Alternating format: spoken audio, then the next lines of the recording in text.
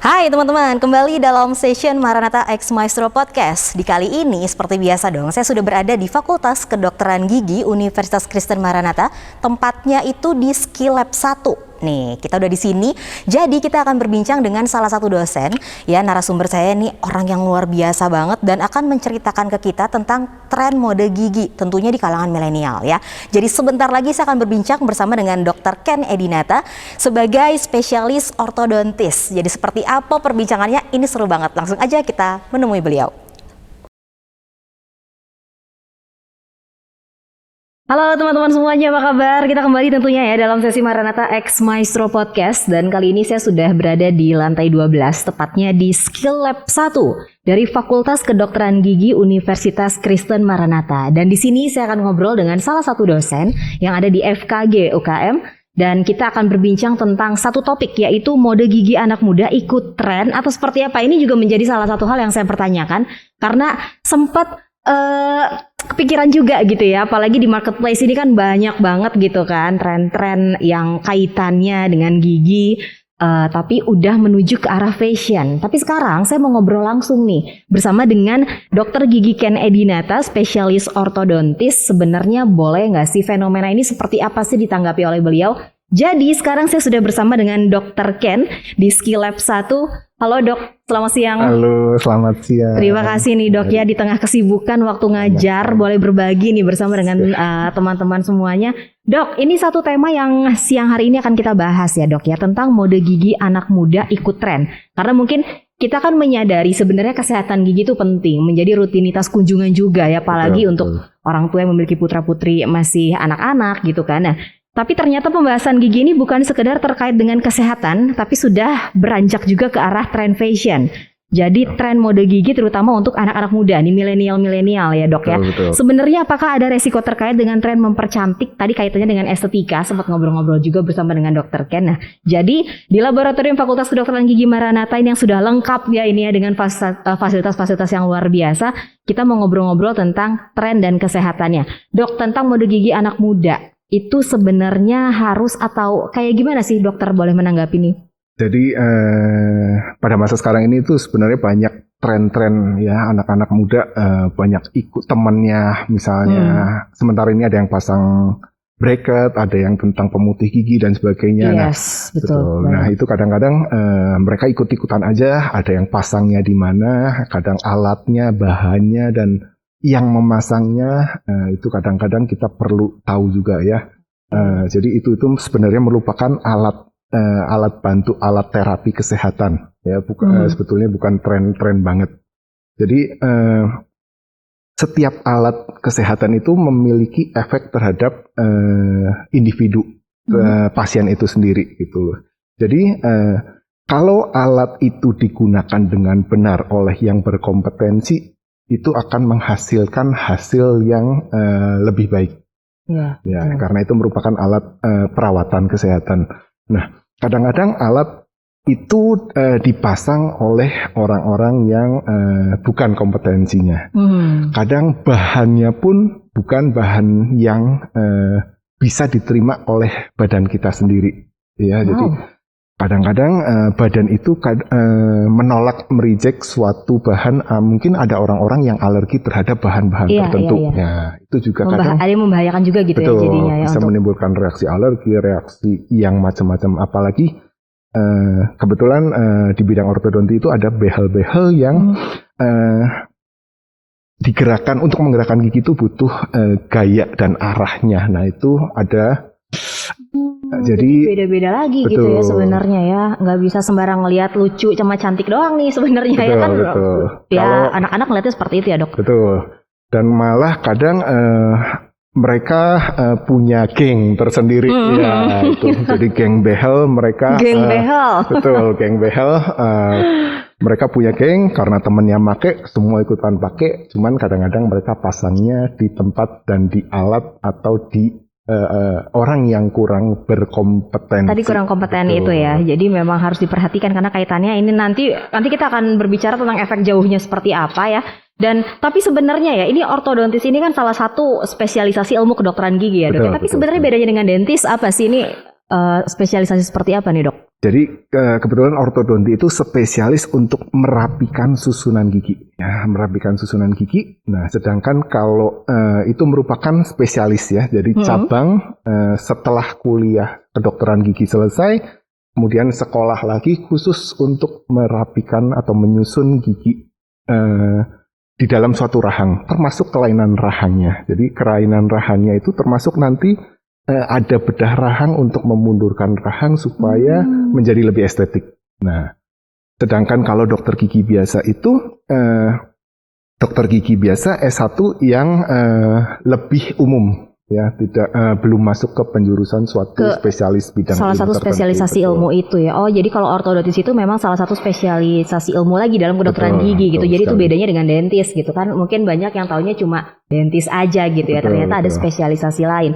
Nah, oke, kita mau lanjut lagi nih, dampak terkait dengan mode gigi ini ya. Ada positif, ada negatif. Nah, kalau dokter sendiri melihatnya fenomena yang sekarang terjadi seperti apa sih positif negatifnya?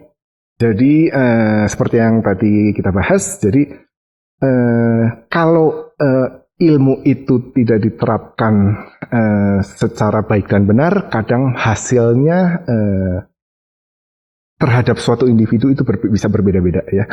Jadi seperti contoh yang bisa kita lihat di sini, nah, yang dikerjakan oleh orang-orang yang kebetulan kurang berkompetensi, alatnya juga alat dan bahannya yang kurang memadai, kemudian peletakannya atau cara menggunakannya juga aplikasinya kurang begitu dipahami. Akan menghasilkan akibatnya seperti ini ya jadinya ya, Dok, ya. Akibat yang kurang menguntungkan, akhirnya pasien sendiri yang dirugikan. Betul. Yang tadinya mengharapkan estetik, akhirnya menjadi tidak estetik, lebih tidak estetik. Malah mungkin yang tadinya lumayan malah jadi lebih ngaco gitu ya. Tapi Dok, ya ini kan kalau misalnya memang melihat ini kan salah satu akibat dari ya datang ke ya banyak lah yang membuka praktek-praktek tapi tidak dengan embel-embel dokter begitu ya, Dok ya. Nah, ini terjadi seperti ini itu berapa lama sih, Dok? Untuk usia-usia ABG yang masih dalam masa tumbuh kembang itu cukup cepat. Oh gitu, jadi kalau teenagers ini cepat gitu ya sampai apalagi teman-temannya banyak yang pakai, dia ikut sembarangan pakai, akhirnya dia dalam yang temannya mungkin di tempat yang baik dia akan semakin baik. Nah, sedangkan dia kalau di tempat yang kurang begitu kompetensi dengan alat dan bahan yang kurang begitu pas dan cara aplikasinya akhirnya menjadi lebih cepat menjadi tidak beraturannya. Iya, jadi tambah tidak beraturan gitu. Tapi Dok, ini kita melihat salah satu kasus yang seperti ini begitu ya. Pasti udah seperti ini nyarinya jadi dokter lagi dong gitu kan untuk langsung dirapiin. Ini biasanya Dok saat kedatangan pasien seperti ini apa yang langsung dokter lakukan pertama? Yang jelas pasti ini gaya-gaya yang diaplikasikan di sini harus di stop. Ya, karena gigi itu bergerak kalau ada tekanan dan gaya yang diaplikasikan. Nah, bracket itu merupakan alat pemegangnya. Jadi kalau ada gaya seperti ini harus di stop, dilepas semuanya, jadi si gigi itu bebas kembali. Setelah itu baru dipasang dengan ukuran ketinggian sudut yang tepat. Berarti ada hitung-hitungannya lagi sebenarnya. Jadi tidak sesederhana yang mereka lakukan. Iya, kadang-kadang kan ya banyak dijualnya itu hanya dalam ukuran-ukuran tertentu gitu ya. Kayak mau beli baju gitu ya, Dok. Padahal ada hitungan khusus ya. Betul. Ini salah satu contohnya adalah harus difoto. Ya, dengan difoto ini kemudian kita bikin ukuran-ukurannya, jadi terhadap tengkorak susunan gigi itu lebih maju, lebih mundur, dan dihitung sampai sedemikian. Iya, ini ada hitungan khususnya. Kemudian nah, ini contohnya. Nah, jika diaplikasikan dengan benar, seperti kita lihat, jadi misalnya yang tadinya tongos, dia akan menjadi lebih rapi, lebih masuk gitu ya jadinya ya. Kemudian ini juga yang tadinya susunannya lengkungnya agak berantakan, dia akan menjadi lebih rapi ya. Kemudian ini, nah ini udah secara foto juga berbeda ya, sekali. Dok, ya? Ini yang sebelah sini kebetulan lebih tongos, menjadi lebih masuk.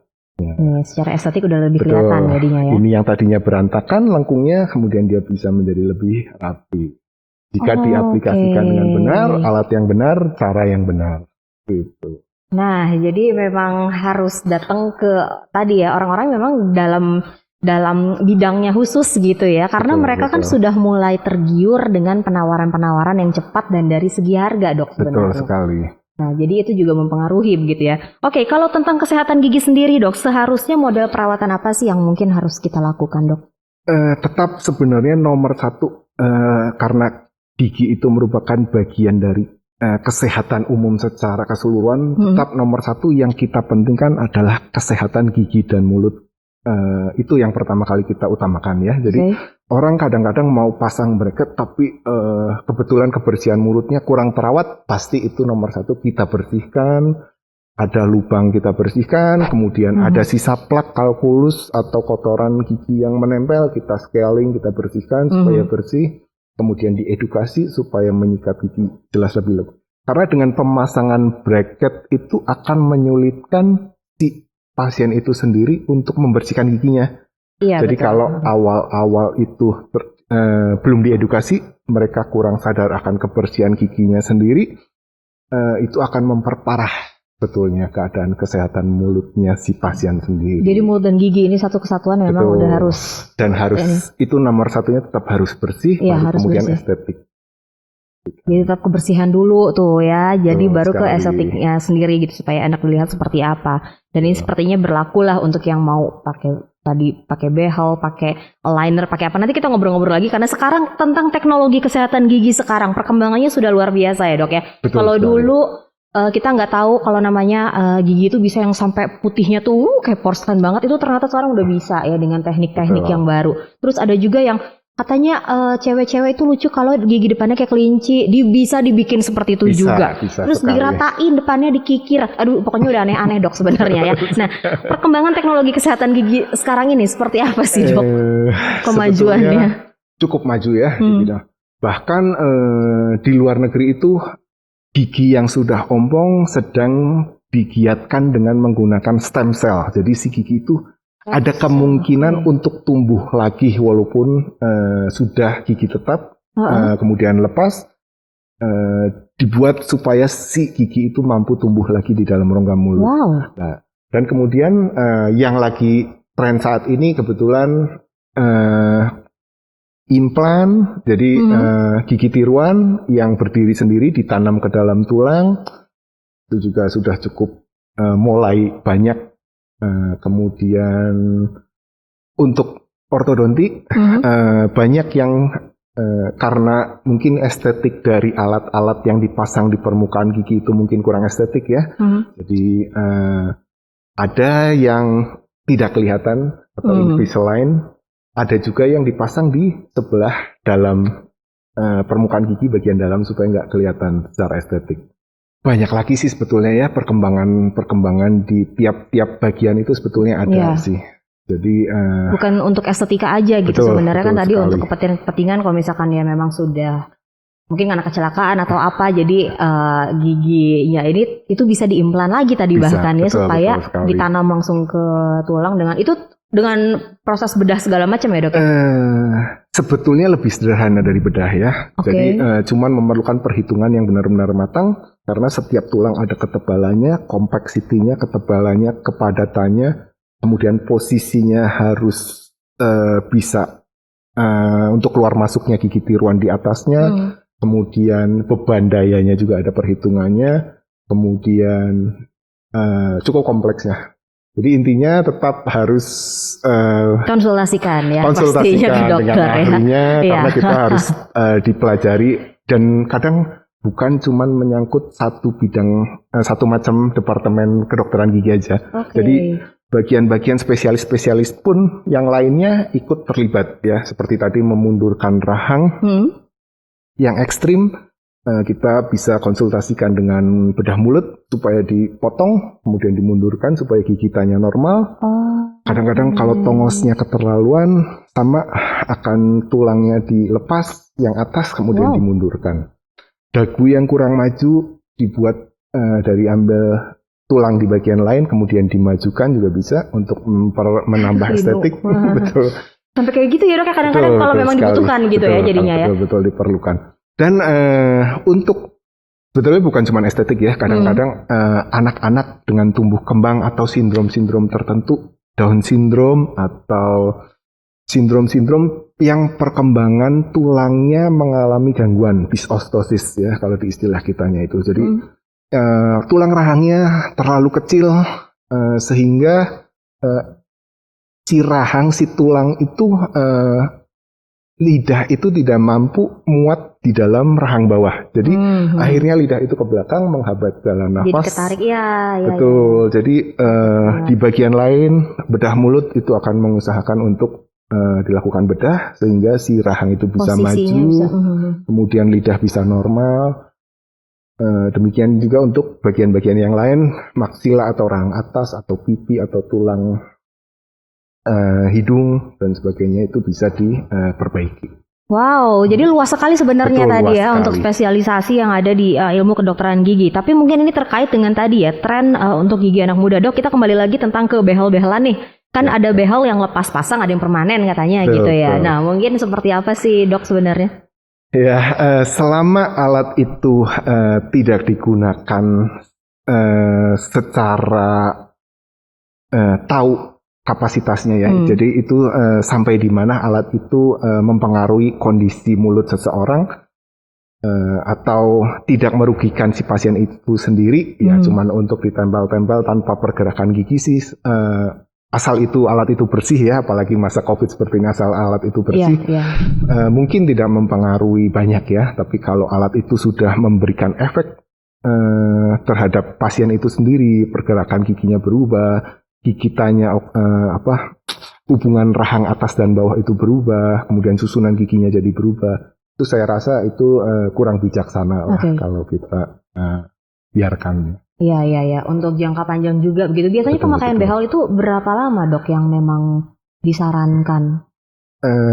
Untuk usia yang tumbuh kembang itu sebetulnya reaksinya agak lebih cepat. Nah, untuk kasus-kasus tertentu yang agak ekstrim mungkin kebetulan agak lebih lama ya, sekitar untuk menggerakkan gigi itu mungkin sampai sekitar 2 tahun. Kalau dengan pencabutan, bisa sampai tahunan juga ya. Tapi kalau tanpa pencabutan untuk merapikan susunan gigi, saya rasa enggak. Mungkin sekitar 1 tahun sudah bisa rapi lah. Oke, jadi kurang lebih seperti itu ya. Iya. Betul. Dan kalau misalkan memang sudah rapi, sudah memang didapatkan hasil yang memang diinginkan gitu ya Dok. Sebenarnya udah harus ini aja atau masih biar gaya gitu, biar ngomongnya lucu gitu kan? Atau memang disarankannya seperti apa Dok? Atau dilepas aja gitu kalau memang sudah selesai? Sebaiknya dilepas. Dan untuk mempertahankan lengkungan susunan gigi itu sebetulnya ada alat lagi yang digunakan pada saat tidur, pada saat istirahat hari. Oh, justru pas saat tidur gitu kalau misalnya ingin menjaga begitu ya. Betul. Ada lagi, tapi kalau misalkan untuk yang behelnya itu bisa dilepas gitu. Jadi ganti lah ya. Jadi dikonsultasikan kemudian diganti. Nah, hal yang harus diketahui sebelum kita semua ini mungkin tertarik gitu ya untuk memasang behel. Hal-hal apa sih sebenarnya yang memang dokter sarankan harus kita cukup tahu nih tentang edukasinya seperti apa? Yang jelas kalau untuk alat kesehatan pasti dilakukan oleh tenaga kesehatan yang berkompetensi. Dalam hal ini kalau untuk gigi, dokter gigi, kemudian untuk pemasangan behel untuk merapikan gigi, ya di spesialis ortodontik, kemudian bagian-bagian yang lain ikutin spesialisnya, misalnya untuk merapikan gigi atau perawatan saluran akar atau untuk penambahan estetik itu ada spesialis konservasi gigi, kemudian untuk anak-anak itu ada spesialis gigi anak, kemudian untuk jaringan gigi yang pendukung gigi termasuk kehilangan tulang. Jadi jika kebersihan mulut itu sangat kurang terhadap suatu individu, itu akan penimbunan plak, kemudian terjadi gusinya turun, tulangnya turun, akhirnya gigi itu goyang dan lepas dengan sendirinya. Bisa sampai kayak gitu ya Dok? Betul, bisa begitu. Makanya itu ada spesialis periodontik.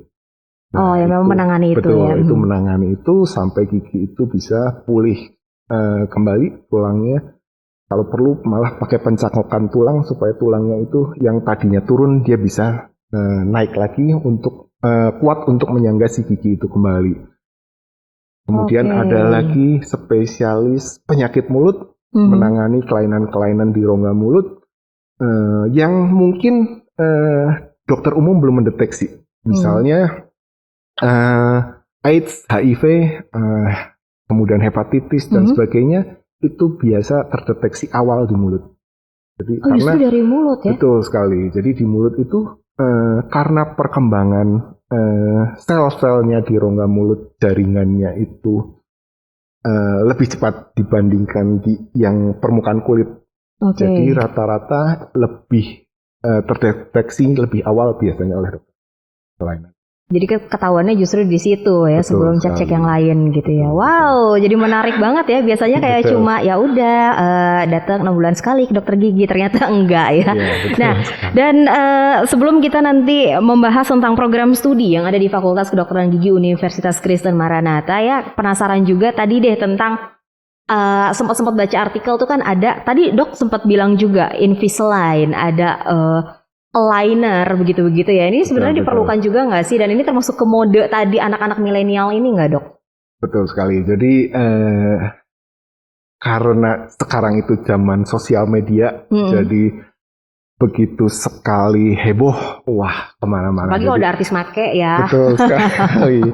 Jadi Invisalign maupun yang lain-lain itu sebetulnya sama alat kesehatan yang harus digunakan sesuai dengan indikasinya.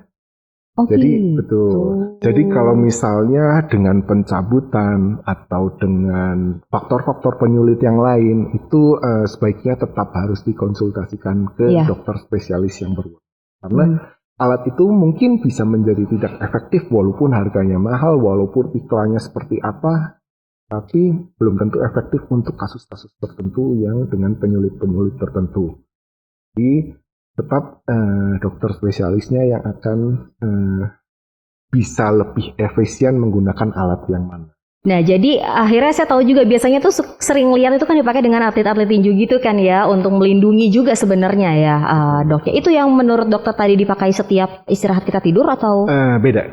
Oh, beda lagi. Jadi itu merupakan alat untuk menahan saja tanpa menyebabkan suatu perubahan pada gigitan. Jadi dia cukup untuk menahan hasil yang telah kita peroleh selama perawatan orto. Gitu. Yes. Jadi kalau misalkan memang teman-teman pengen pakai yang behel gitu mungkin ya, mau yang lepas pasang atau yang permanen, tolong tetap dikonsultasikan dulu karena ternyata semuanya itu ada hitung-hitungannya. Memang kita tahu di marketplace itu banyak sekali dijual di pasaran ya dok ya. Betul dengan sekali. Harga yang bervariasi. Mereka cuma menawarkan ukuran gitu untuk ukurannya kayak ukuran baju tadi, ada yang small, medium, large, padahal kan itu tidak sembarang gitu. Takutnya nanti ini ada kasus-kasus yang ini bukan dikarang-karang sama teman-teman dosen. Ini memang terjadi ya dok ya, yang tadinya mau memperbaiki, akhirnya malah semakin berantakan gitu ya. Oke, sekarang kita mau ngobrol-ngobrol nih, penasaran dengan program studi yang ada di Fakultas Kedokteran Gigi Universitas Kristen Maranatha. Ini katanya ada 2 program studi ya dok ya? Nah ini seperti apa nih dok? Betul, kalau untuk menjadi seorang dokter gigi, di Indonesia ini dari Afdogi dan dari Dikti bahwa semua yang ingin menjadi dokter gigi wajib mengikuti kegiatan perkuliahan dan praktikum untuk menempuh program pendidikan S1 kedokteran gigi. Jadi nanti setelah lulus itu akan menjadi sarjana kedokteran gigi. Dan itu setara dengan S1 yang lainnya, karena bisa mengambil juga S2, MM, dan sebagainya. Jadi itu S1 setara. Dengan kisaran biasanya rata-rata sekitar 4 tahun ya. Sekitar 4 tahun. Setelah itu selesai menyandang gelar sarjana kedokteran gigi.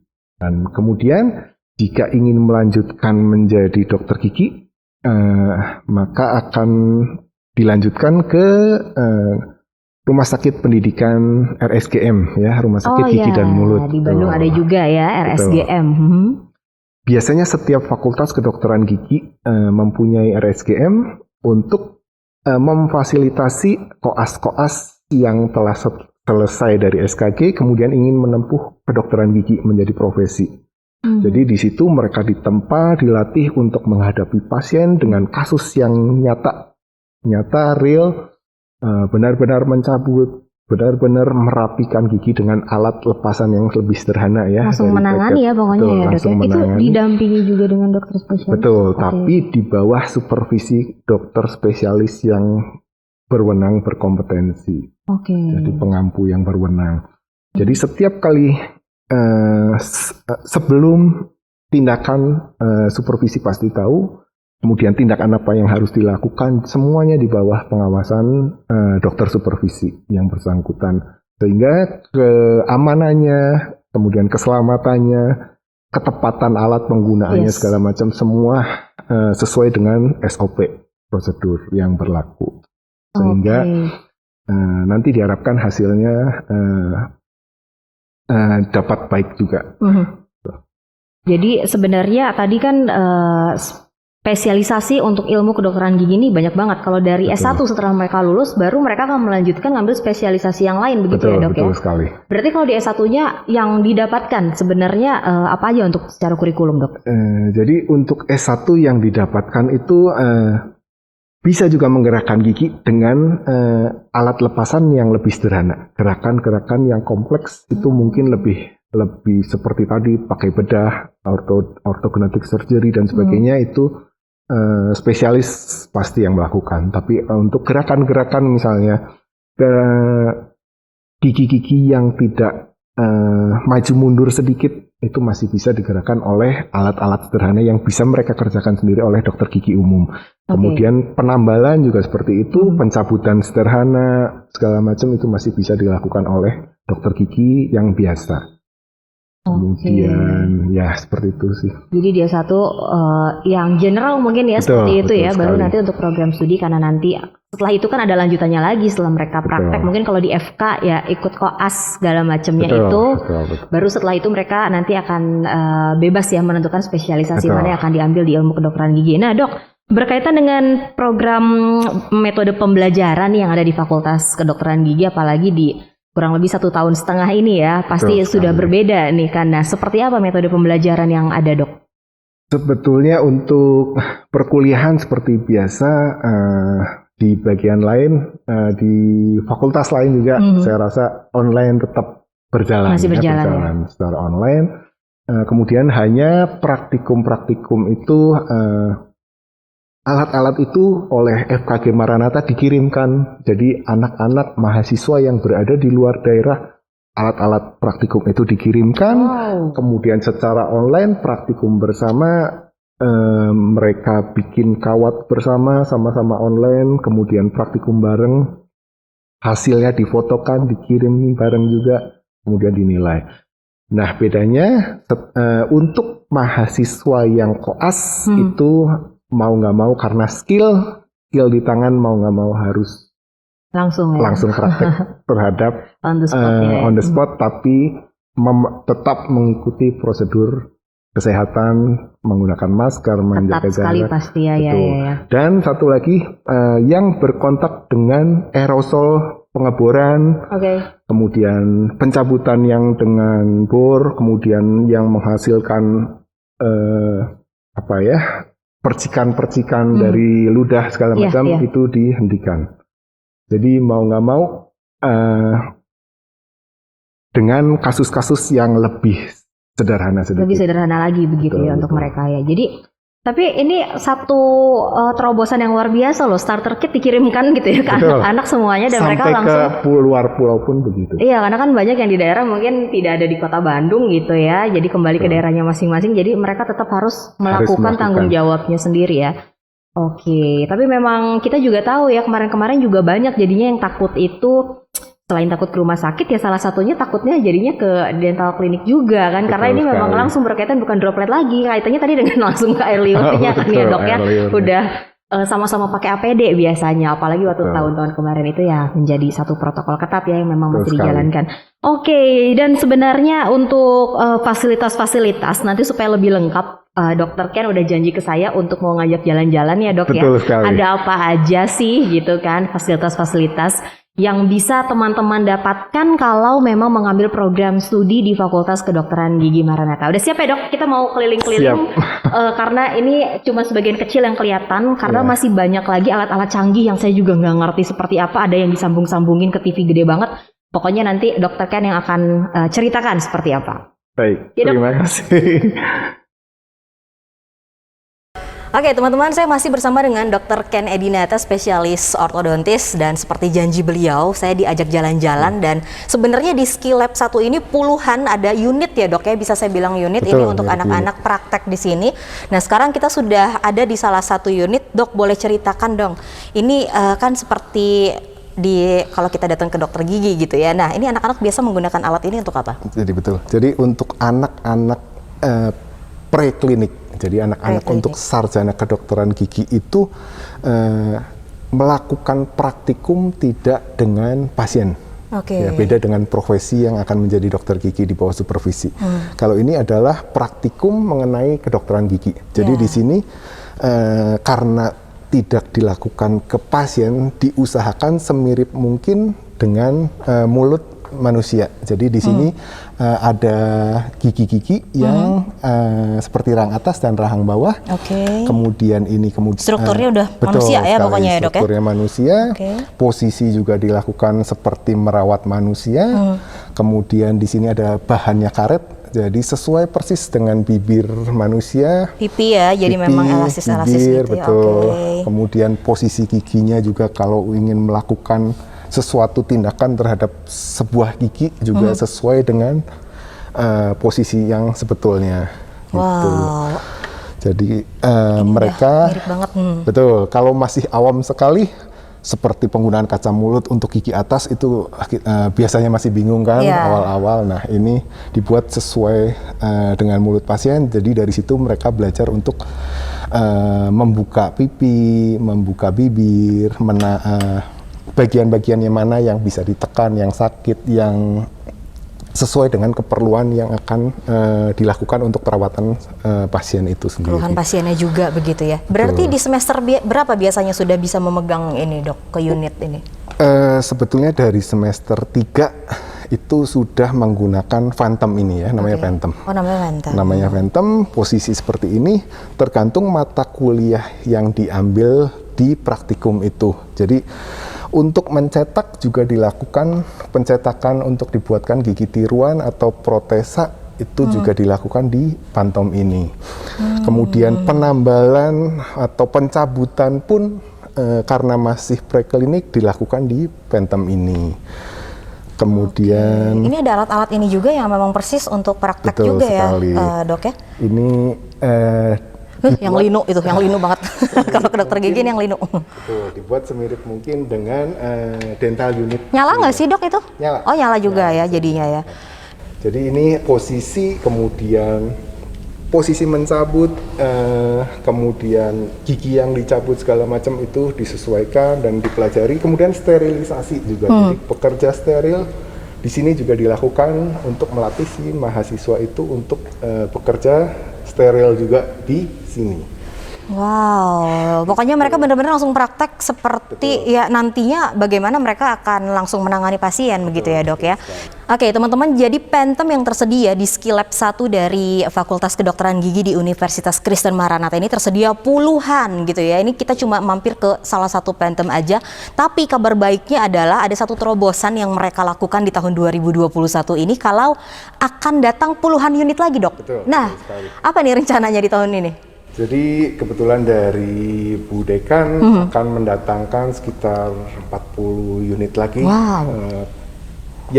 Ini kebetulan asalnya ada yang dari Jepang, ada yang dari Amerika. Iya. Nah, ya, kemudian mungkin akan didatangkan yang untuk implan ya. Jadi di sini untuk studi mengenai penanaman implan di dalam tulang rahang yang baru mungkin seperti itu. Ada lagi gitu ya. Jadi ini kabar baik banget kan, apalagi untuk teman-teman gitu ya yang memang sudah mengambil program studi di Fakultas Kedokteran Gigi Universitas Kristen Maranatha. Kalian nggak perlu khawatir tentang fasilitas ya dok ya, karena mungkin boleh dibahas ada berapa laboratorium sih, karena kan katanya lantai 11-12 ya dok ya? Betul, jadi di lantai 11 itu ada laboratorium radiologi ya untuk praktikum mahasiswa prakoas ya, masih prakoas. Di sini yang praktikum. Kemudian di 12 ini ada 2 atau 3 ruangan seperti ini yang puluhan kuantumnya. Kemudian ada juga laboratorium dental material. Jadi mahasiswa juga bisa meneliti mengenai seperti di teknik-teknik. Jadi kedokteran gigi itu bukan cuman kesehatan aja ya. Jadi kadang ada kekerasan bahan tambal, ada kekuatan geser, kekuatan rekat terhadap giginya. Itu ada alatnya untuk mengukur besarnya gaya, ya, kekuatan, kekerasan. Itu semua ada di lab dental material. Cuman memang nggak sebesar ini. Jadi lab itu untuk mengetahui besarnya gaya, besarnya kekuatan bahan tambal, kekuatan bahan cetak, untuk berapa lama dia ukurannya nggak menyusut, berapa lama dia jika diperlakukan dipanaskan, didinginkan, itu seperti apa. Itu ada khusus juga gitu ya untuk ruangannya ya. Nah, tapi ya sekarang saya mau diajak sama Dokter Ken lagi untuk ke salah satu ruangan yang memang masih ada di Skilab 1 dari Fakultas Kedokteran Gigi. Ini alatnya cuma satu, jadi saya percaya ini alatnya canggih banget ya. Jadi sekarang Dok, kita mau langsung pindah ya Dok ya? Oke, silakan Dok. Oke, masih bersama dengan Dokter Ken dan sekarang saya sudah terpisah nih dalam satu ruangan, masih dari Skilab 1 Fakultas Kedokteran Gigi, tapi ini sudah terpisah dengan pentem-pentem yang lain tadi ya. Ini ada satu ruangan khusus dan alatnya cuma satu. Jadi saya percaya ini alatnya canggih banget Dok. Boleh diceritakan Dok, ini di hadapan kita ada apa aja dan untuk apa ini dipelajari? Jadi ini adalah mikroskop ya, di kedokteran gigi itu ada mikroskop. Jadi ini tuh digunakan untuk memperbesar gigi ya. Jadi sebuah gigi itu kita belajar bahwa gigi itu punya ada beberapa akar. Nah, kalau sampai gigi itu berlubang dan sakit, biasanya sudah terjadi peradangan di akar karena gigi itu jaringan keras. Nah, untuk membersihkannya itu perlu dilakukan perawatan saluran akar oleh spesialisnya ya. Kebetulan di sini harusnya spesialis endodontik atau spesialis konservasi gigi.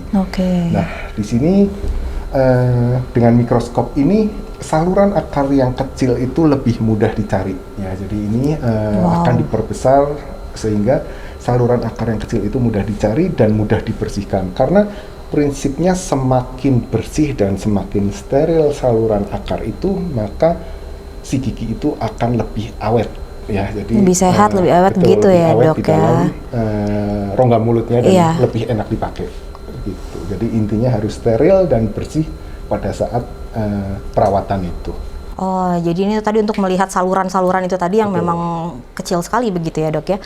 Jadi nanti langsung dari mikroskop akan terhubung ya ke layar lagi supaya lebih terlihat dan lebih mudah membersihkannya. Dan ini setiap gigi memang beda-beda ya, nggak bisa disamakan Dok? Jadi untuk gigi atas maupun gigi bawah, spesialis endo akan mereka lebih tahu lah posisinya dibandingkan saya.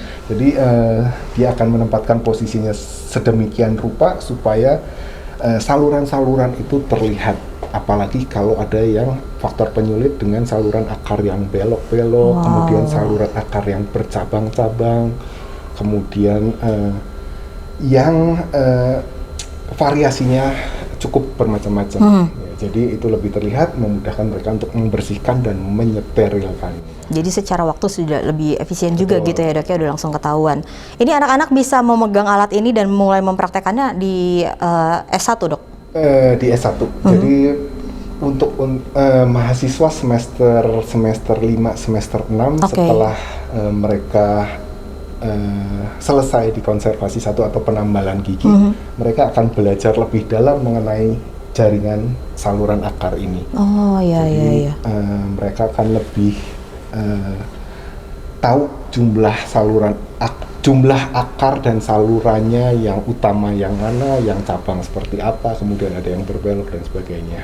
Jadi betul-betul anatominya tuh harus dipelajari semuanya sampai tadi ke saraf-saraf ya begitu ya, nggak cuma gigi, karena tadi juga sempat ngobrol kalau gigi itu kan ya bagian yang keras ya gitu kan, tapi di dalamnya itu tadi masih banyak sekali elemen-elemen lain yang harus dipelajari juga ya Dok ya. Wow, mungkin ada tambahan lagi Dok? Ya, dengan belajar ini karena gigi jaringan keras, peradangannya biasanya ada di bawah ujung akar. Benar. Sakit gusi, mungkin dari giginya sebenarnya itu ya. Suka sampai nyut-nyutan dok kalau sakit gigi. Nah itu karena dari apa? Dari sarafnya ya dok ya? Karena dia ada di bawah akar itu, jadi kadang-kadang ke bawah-bawah sama gigi-gigi yang lain, biasanya seperti itu. Iya, jadi kayaknya gigi sebelahnya pun kayaknya ikutan. Ikut linu, ikut nyut-nyutan gitu ya dok ya. Tapi itu semuanya nggak akan terjadi asal tadi kebersihan ya, perawatan gitu ya dok ya. Wah jadi banyak sekali yang kita pelajari tentunya ya dalam podcast episode kali ini. Dok mungkin sebagai penutup ya dok, ini terima kasih banyak udah diajak jalan-jalan walaupun masih di Ski Lab 1, tapi fasilitasnya tuh luar biasa banget. Teman-teman mungkin bisa melihat di website dari Universitas Kristen Maranatha ya, nanti ada program studi Fakultas Kedokteran Gigi, ada Instagramnya juga khusus FKG Maranatha. Nah nanti di sana bisa melihat seperti apa kegiatan-kegiatan mereka. Tapi dok mungkin boleh sebagai penutup perbincangan kita di podcast kali ini mewakili teman-teman dosen yang lain juga ya. Apa sih harapan dari para dokter di Fakultas Kedokteran Gigi terhadap mahasiswa-mahasiswa yang nantinya memang akan dilepaskan ke marketplace dengan pilihan mereka? Seperti apa dok? Jadi Indonesia itu populasinya kebetulan cukup banyak. Nah, dokter gigi itu kebetulan di sini kita dididik untuk melayani mereka semua. Yes. Jadi nantinya itu punya kompetensi yang bisa melakukan minimal sesuai dengan SOP. Dan setelah lulus dari sini diharapkan mereka bisa mengembangkan ilmu dasar yang dari sini untuk menjadi lebih berkembang gitu. Jadi mereka semua punya kompetensi untuk merawat penyakit dan kelainan gigi dan gusi yang standar sesuai dengan SOP dokter gigi di Indonesia ini. Gitu sih. Oke, jadi pokoknya itu kerinduan juga ya dari para pendidik, para pembimbing dokter-dokter yang ada di Fakultas Kedokteran Gigi. Dok, terima kasih banyak. Salam untuk dokter yang lain ya, sehat selalu. Karena selain ngajar, dokter kan juga praktek juga gitu ya. Belum harus sekarang tantangan daring ini ya, harus puter otak ya dok ya untuk bisa praktek. Thank you ya dok ya. Nanti lain kali mungkin kita bisa jalan-jalan atau mungkin lain kali kalau udah semuanya aman bisa main-main ke sini sambil melihat anak-anak lagi praktek di sini. Betul, gitu ya dok. Sukses terus dok, salam untuk dokter-dokter yang lain. Dan itu dia podcast kita ya bersama dengan Fakultas Kedokteran Gigi Universitas Kristen Maranatha. Jangan lupa kalau udah lihat videonya boleh di-share ke semua media sosial teman-teman. Dan saya masih punya beberapa fakultas lagi nih di Universitas Kristen Maranatha dalam bentuk podcast Maranatha X Maestro. Seperti apa sih? Stay tune terus pokoknya di YouTube channel kita. Oke, sampai jumpa. Sehat selalu, Tuhan memberkati.